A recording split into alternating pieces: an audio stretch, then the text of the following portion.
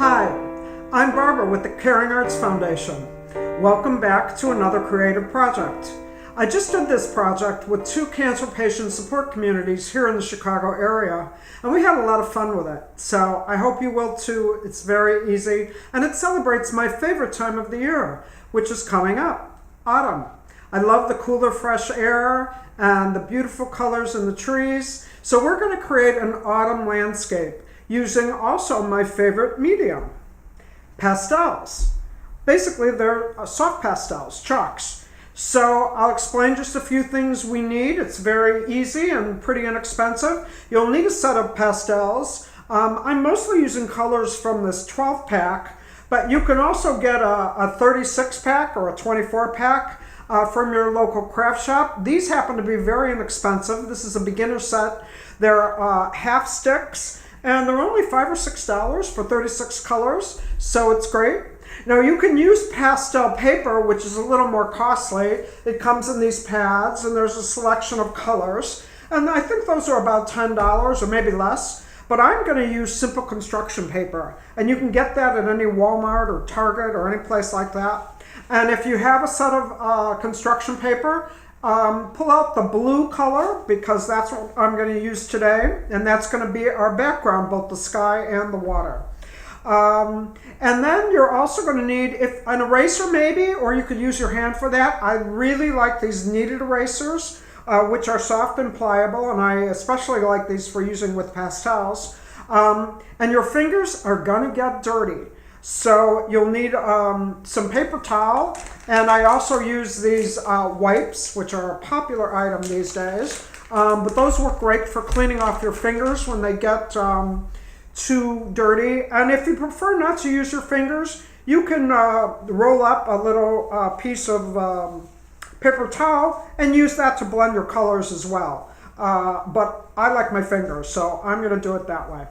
I've got my blue construction paper, and we're going to work horizontally with that. So to begin, I'm just going to take my dark green pastel, and I'm going to draw a line right across the paper, right in the middle, and that is going to be my horizon line.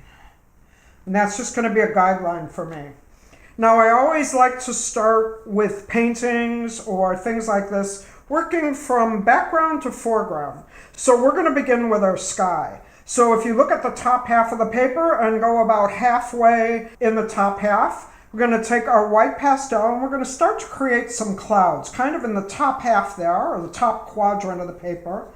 You know, clouds move kind of horizontally, and beautiful cumulus clouds have kind of a round feeling to them. So we're just going to put down some white pastel and kind of create a sense of what clouds look like, following roughly a cloud shape. I mean, there's nothing exact about this. So that's one. I'm going to do another one over here. There's no real particular shape to this, just in general the way clouds look, and they tend to be a little bit more rounded on top than on the bottom. But however you want to make your clouds is fine. Now I'm going to make one little one kind of in the middle here. Now I'm going to blend those a little bit, and I like to use my fingers to blend. They will get messy. Look at, they're already messy, but that's okay. And if you have excess chalk powder like I do, just brush it off. You might get some on your tablecloth, but it does wash off. So, and I'm just going to use my finger to kind of blend it in a little bit. It's going to blend in a little bit with the background, gives a little bit of a wispy sense. And then if you feel you blended it too much, you can always go back on top again. But there's no really special way to do this. Like I said, if you don't want to get your fingers all messy, you can use a paper towel for this. Just roll it up and use it to blend your colors. Now you can see my edges aren't perfect because clouds aren't perfect, and I've kind of gone off the edge here with some of them. If there's places you don't like, you can take your eraser and erase some of that. It works really well. You can also use your eraser to create shadows. If you want to create a shadow within your cloud, you can take some of the cloud away like this. The nice thing about kneaded erasers, you can shape them any way you like. So you can make them a little point and just take away some areas and it looks like a shadow. You can also create shadows by taking a blue pastel and going over it with some blue, just like this. And you create little shadows and just kind of blend those in. You can do the same thing with black or gray, but I find that gets a little muddy sometimes if you use too much black. The beautiful thing about pastels is you can always go back and add more. So if you want some places that are more white, you go back and add more white in. Just experiment with how these go down for you, and you can figure out what works for you and what doesn't. So I'm pretty happy with our clouds here, and I'm going to start to create our trees. Now again, I'm going to work from back to front, so I'm going to start at the top part of the trees, and you kind of imagine what a group of trees will look like in your head. And again, there's no real precision involved here, but I'm going to take my, I guess this is kind of a Naples yellow. It's a soft yellow because I do have a brighter yellow also, which I'm going to make use of. Then I'm going to take this softer yellow and start to create some treetops. And again, you're just kind of squiggling it along the top of the paper. That's like a top of a tree. And if you want it to go into your clouds, you can do that. It can be a little taller and go into your clouds so it looks three-dimensional, like the clouds are going behind it. And just kind of randomly create the tops of the tree shapes like this. And you can have spaces in between them, or you can make one grand long line of trees. There's no special way to do it. I'm kind of giving some spaces here, but I might actually ultimately blend some of these together. And then, I'm going to blow off my dust. You can soften this up a little bit. I really just use my finger just to dab it, not even really rubbing on it. And then next, I'm going to take my orange pastel and I'm going to create more trees right in front of what I did. And it can kind of follow that line, and you can sort of go into it in places if you want. Kind of right underneath it. Now you can see I've connected those two groups of trees right there. You don't have to connect everything. I think I'm going to skip this one over here and skip into this area. And again, there's no grand plan here. Whatever sort of works for you. As we move down to the horizon, you're going to see that this is going to look like trees. So I'm just using my finger to blend that a little bit. You can always go back and blend more or add more color as you move through this project. So we might do some of that too. Now next, I'm going to use this bright red, and I'm going to continue on with layers of beautifully colored trees. And some meld into others, and in other places they're more standalone. It's however you want your trees to look. But there's no particular technique to this. Just kind of create it like this. And I think I'm going to end up with kind of two big stands of trees here. And if you want your one color to be more prominent than another, just make that color come down a little bit more. So I think really red, these red trees are going to end up to be my main color. I'm coming down a little bit more. And you can see my line isn't perfect. It doesn't have to be. It's deeper in some areas than it is in others. The blue is showing through, and that's fine because the background would probably show through a bunch of trees. So there's no problem with that. And so next, blow away my chalk dust. I'm going to use this, it's kind of a sienna brown color. This is the only color that was not in my box of 12. I took this color out of one of the other boxes. So I'm using this to add some depth and deeper color to my trees. So I'm going to add this below my red. It's going to go into it in some places. So you can see my trees keep getting lower and lower, and now they're really starting to look like trees. And it has these beautiful fall colors. And we're going to blend this some more right after we finish with this color. And again, you can skip some spaces. Not every color has to be the same amount. And we may go back and add some other colors. So now I'm going to blend the red and that brownish sienna color together. But not too much, just a little bit.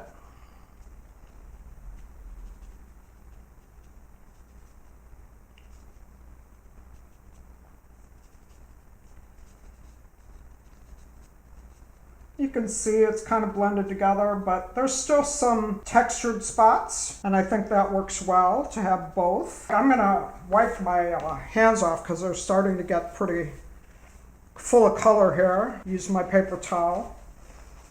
You know, like I said, you can use your paper towel if you sort of bunch it up to do this blending for you as well.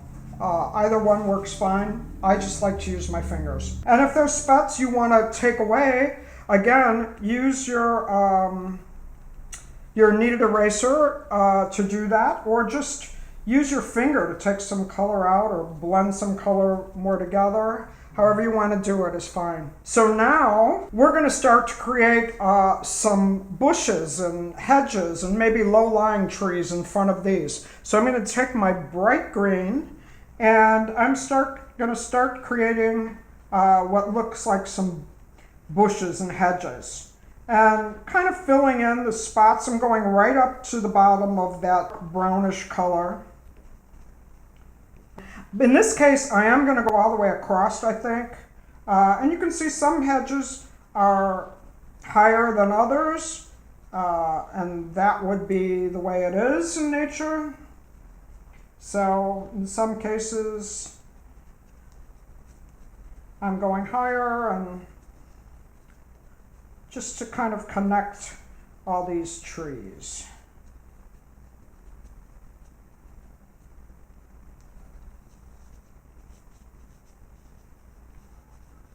And again, I'm going to blow away my chalk dust so I can see what's going on here.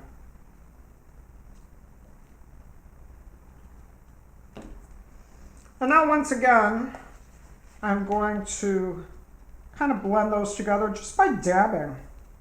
I'm really just dabbing on here because I don't want to take all the texture away. I can go back and add more texture if I want. So some of it's going to look very soft and some of it isn't. You can go add more texture back in if you like, just like that.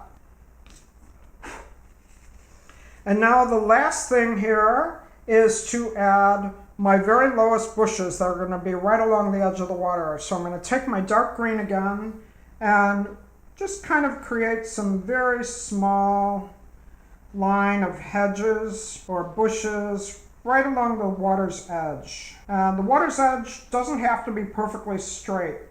I'm kind of following that straight line, but some can come up more than others. Again, just like we did with the other green, just kind of creating some sense of bushes along the river's edge.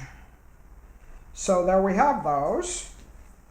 And again, just very lightly kind of blend that together. So there we go.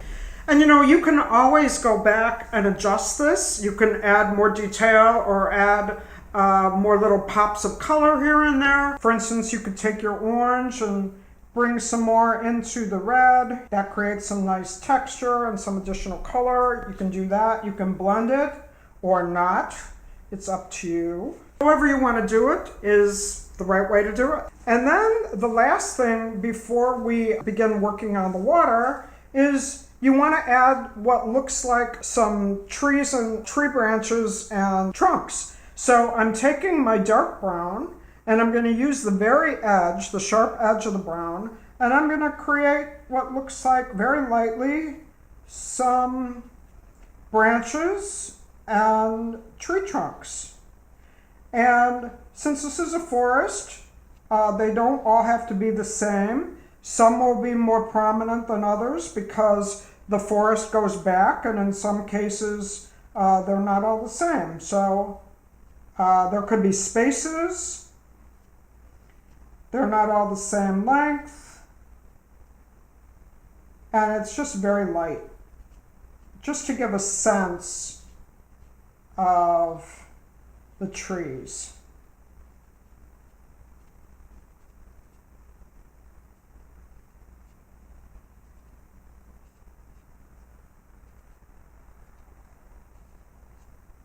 And you can even put some down, in your green parts as well. Just a few little hints of tree branches.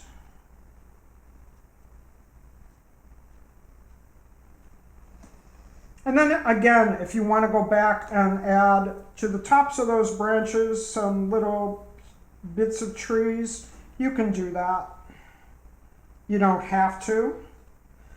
You could also go back, I didn't use this bright yellow, you can go back on the tops of the trees and add little hints of bright yellow. When the sun comes through these beautifully colored autumn trees, it's very bright on the top. So I'm just going to add some really bright yellow right at the top of my trees. Just little hints of it here and there. So now we've got the top half of our drawing, we've got our trees and clouds, and now we're going to create the reflection in water. We're going to do everything we just did, but in reverse. And we're going to start with our bright green color, and starting from the horizon, wherever we put this bright green color, we're going to pull down just across the water's edge, just pull straight down with your pastel, about the same height going down as what we did going up. And just going to do that straight across. That's a little too much there. Well, maybe not.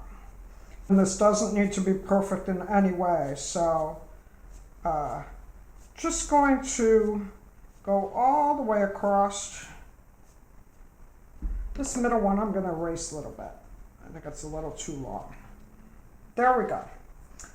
And then we're going to do the same thing with the next color, which is that burnt sienna color. Right from the top of where we left off with the green, we're going to add some of that color as well. Kind of following again wherever we put it going up. Just kind of touching right into the green, but then pulling down from there. And now you can see I have a gap in my trees here, so I'm going to leave a little bit of a gap and right here, and then just keep going from there. Like I said, just touching the green, but pulling down with the color at different depths. Some parts are deeper than others. Just erase whatever you don't like. And then we're just going to keep going with the red next. Wherever we put red above, we're going to add red below too. And just kind of ending from the top of that darker color and just adding more all the way across. Wherever you see red above, we're going to put some red below. Now we're going to do the same thing with the orange. And there's a little less orange, so I'm probably not going to put quite as much of that. Just roughly following along with what I did on the top.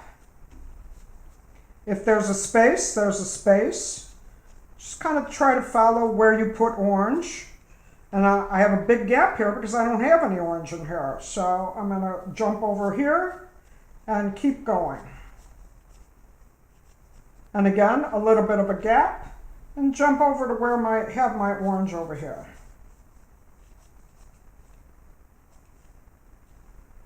And now we're going to do the same thing with the yellow. I'm going to use my light yellow because that was the next one I did. That's going to be over in here. Just again, pulling straight down from where you had the orange Add a little more where there's a little more, and a little less when there's a little less.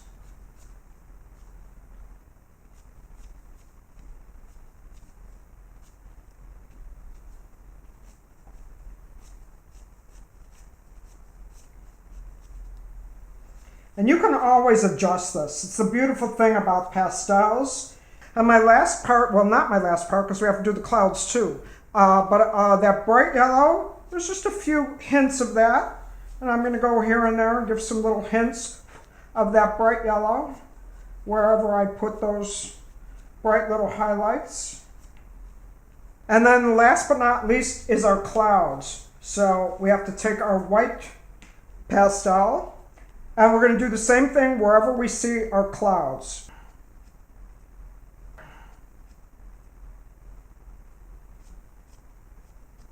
And again, just keeping this downward motion.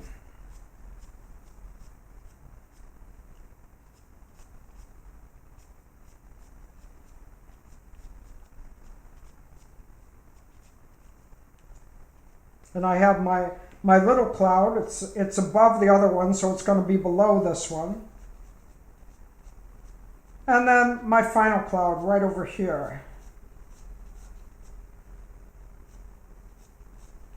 And it doesn't always quite touch the other colors because it doesn't touch it in here either. So where I have a gap of blue up here, I'm leaving a gap of blue down here. Okay, so now we're going to blend this to make it look soft and watery. And I'm going to use my fingers for this. You don't have to, but I like to use my fingers. You can try using the paper towel for it. But we're going to start right at the horizon line and I'm going to pull down. Make sure you hold your paper. I'm going to pull down and blend all these colors right into each other and just going right across the paper. You can always go back and blend a little more if you want to. If your finger starts to get too dirty, you can wipe it off and just keep going. I kind of like when the colors meld together.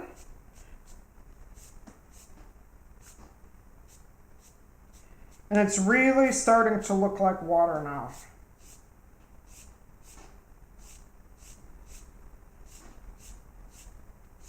Now we have a beautiful water reflection.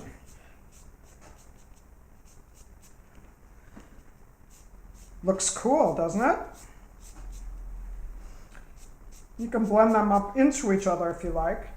But the thing about water is while you get this beautiful reflection, water also has a surface, and the surface in general moves horizontally. So I'm going to wipe my finger off for a minute just to get it a little bit cleaner. And then I'm going to create that horizontal motion for the water surface. But this time I'm going to go straight across this way, going all the way down through those colors and just moving straight across. And now we really have a sense this is water that has a motion. And in some cases I actually see where I have a little bit too much green, so I'm going to add a little bit of color in here and then just repeat that process just to have a little bit more color. There we go. Now we have this beautiful water surface. But one other thing that a water surface has, it has ripples. So we want to create some water ripples. And to do that, you can use white. I like to use this light blue color. And we're just going to create a sense of ripples going across the water, which are basically just lines. They can be squiggly lines, but generally they have this horizontal motion. So you want to create these lines going right across. One other thing, we didn't add a reflection of our tree trunks and trees. So just to add a hint of those, wherever you put a tree trunk, you want to add a little one here and there, going into the water. Again, they don't have to be perfect.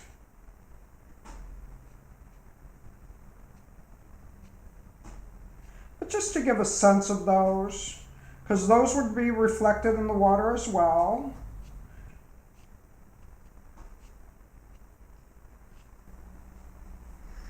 And there we go. our fall landscape.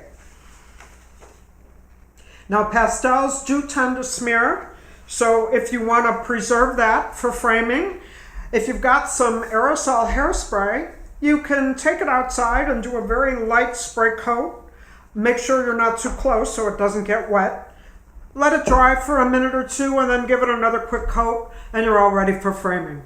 So that's our project for today. We'll have another one for you soon, and stay creative.